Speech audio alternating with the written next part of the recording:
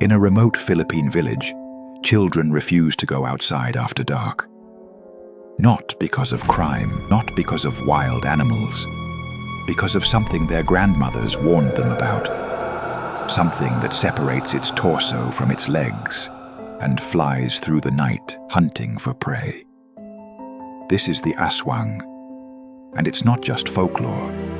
It's the reason entire provinces in the Philippines shut down after sunset. The reason pregnant women sleep with garlic circles around their beds. The reason educated professionals avoid certain roads at night. This creature has shaped Filipino psychology for centuries, and what it represents is far darker than any monster story. The Aswang isn't one creature. It's an umbrella term for shape-shifting predators in Filipino folklore. Vampires, ghouls, witches, viscera suckers. Each region has its own version, its own nightmare. Some say it's a beautiful woman by day who transforms into a dog, pig, or bird at night. Others describe it as a creature that splits itself in half, leaving its lower body behind, while its torso grows bat-like wings and hunts. Most terrifying version, the manananggal, a creature that detaches its upper body and uses a proboscis tongue to feed on unborn children through rooftops. During the day, these creatures blend into society. They look human, quiet, reclusive, maybe a little strange. But at night, the transformation happens, and when it does, the Aswang has one primary target: pregnant women. Spanish colonists documented this creature as early as the 16th century, noting it was the most feared entity in all of Philippine mythology. The name itself comes from the Sanskrit word asura, meaning demon. But the Aswang's power doesn't come from ancient texts. It comes from the breathing belief that still controls behavior today. Walk through rural Capiz province at night. The streets are empty, windows shuttered, doors locked tight. This isn't because of crime statistics.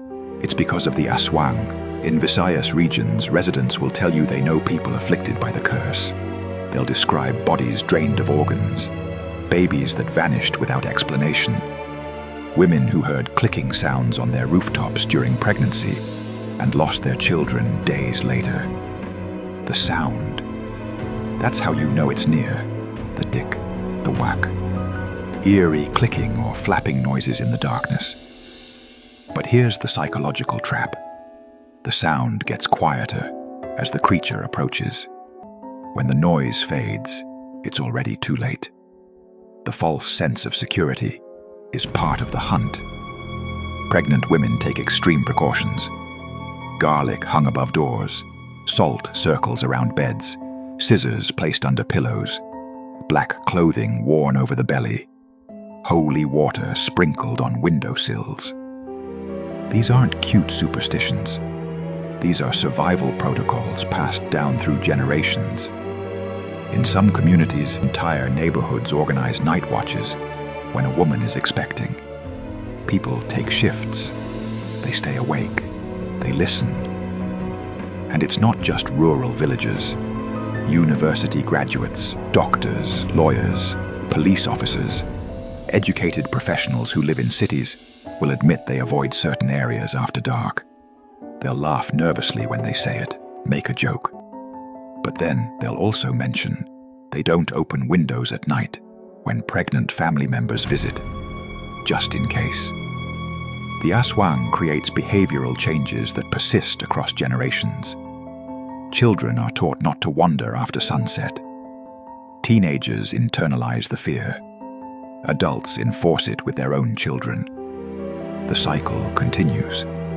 This isn't about whether the creature exists. It's about what happens when millions of people structure their lives around avoiding it. So why does this belief persist? The Philippines isn't isolated. It's connected. Modern, has internet, smartphones, Netflix. Yet the Aswang refuses to fade. The answer lies in what the Aswang actually represents. Pre-colonial Philippines had devastating infant and maternal mortality rates. Childbirth was deadly. Babies died frequently. Mysterious illnesses took children in the night. Communities needed an explanation, something to make sense of the senseless tragedy. The Aswang provided that explanation. It wasn't random misfortune. It wasn't just bad luck. It was a creature, a predator. And if it was a predator, that meant it could be fought. Garlic could repel it. Prayers could protect against it. Community vigilance could prevent it. This gave people agency in situations where they had none, a coping mechanism for powerlessness. When Spanish colonizers arrived, they didn't erase the Aswang. They adapted it. Christian missionaries merged it with concepts of sin and demons. The creature that once explained disease and death now also represented moral corruption. Women accused of witchcraft became Aswangs. Social deviants became Aswangs. The creature evolved from a supernatural explanation into a tool for social control. This is where it gets complicated, because the Aswang disproportionately targets women, specifically pregnant women.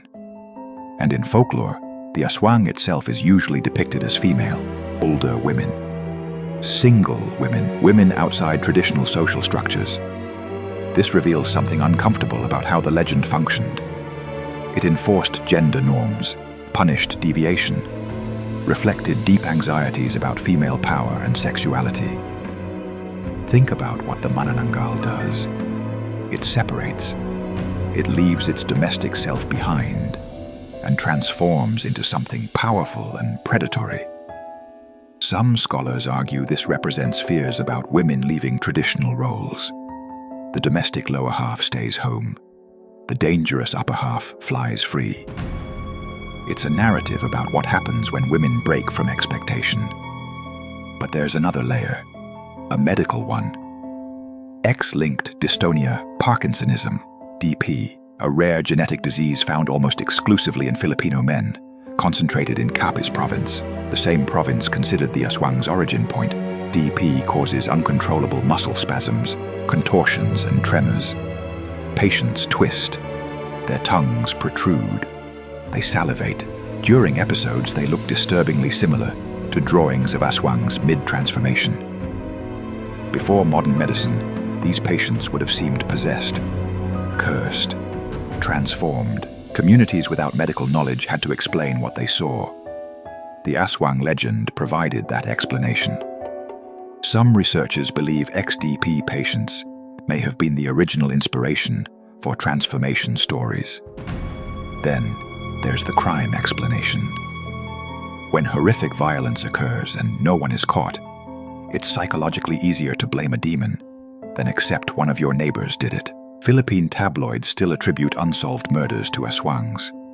Bodies found drained, children missing. Rather than confront human evil, communities externalize it onto a supernatural entity.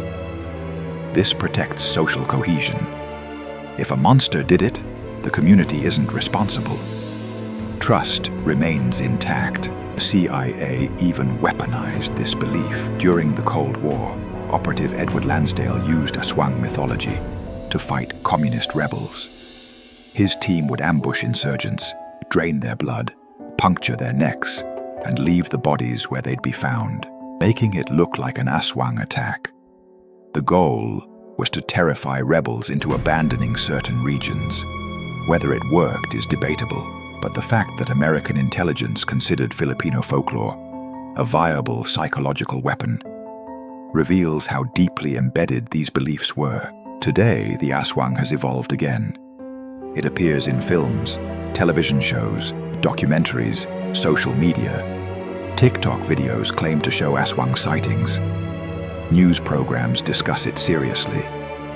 The 2020 documentary Aswang explores how the folklore intersects with modern horrors, like extrajudicial killings under the war on drugs.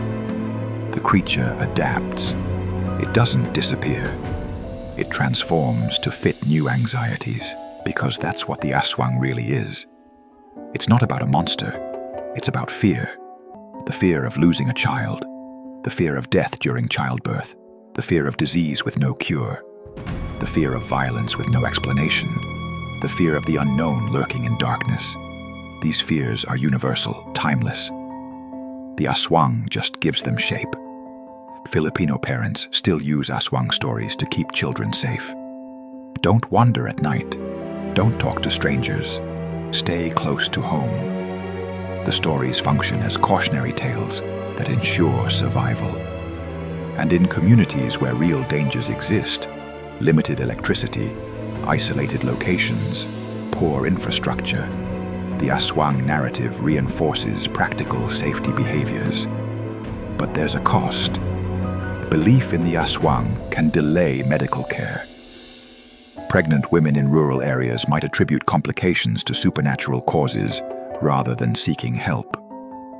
Miscarriage gets blamed on an Aswang attack instead of underlying health issues. Children with genetic conditions get stigmatized.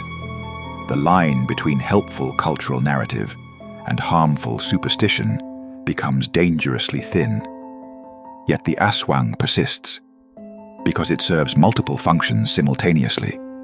Explanation for tragedy, social control mechanism, cultural identity marker, entertainment, moral instruction, coping strategy.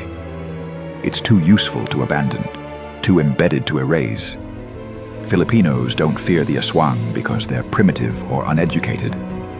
They fear it because it represents something that actually threatens them. The vulnerability of life, the fragility of safety, the darkness humans have always struggled to explain. The sound on the rooftop at night, the shadow that moves wrong, the feeling of being watched. The Aswang takes those primal fears and makes them tangible. And once fear has a name, it can be fought. That's the real power of the legend. Not that it explains death, but that it makes death something you can prepare for, arm against, survive. So when educated Filipinos admit they still feel uneasy in certain situations, they're not being irrational. They're responding to generations of embedded cultural memory. The Aswang isn't about the creature. It's about what their ancestors survived. The diseases they couldn't cure. The deaths they couldn't prevent. The terror of bringing new life into a world that killed so easily. That generational trauma doesn't disappear with modernity. It just changes form. The next time someone dismisses the Aswang as primitive superstition, remember what it actually represents. It's not about believing in monsters. It's about the very real monsters humans have always faced. Illness, violence, death, loss. The Aswang is how one culture processed those horrors and found a way to keep living despite them. The creature that separates itself and flies through darkness isn't the real terror. The real terror is what made people need that story in the first place. Thanks for watching. If you found this exploration interesting, hit that subscribe button.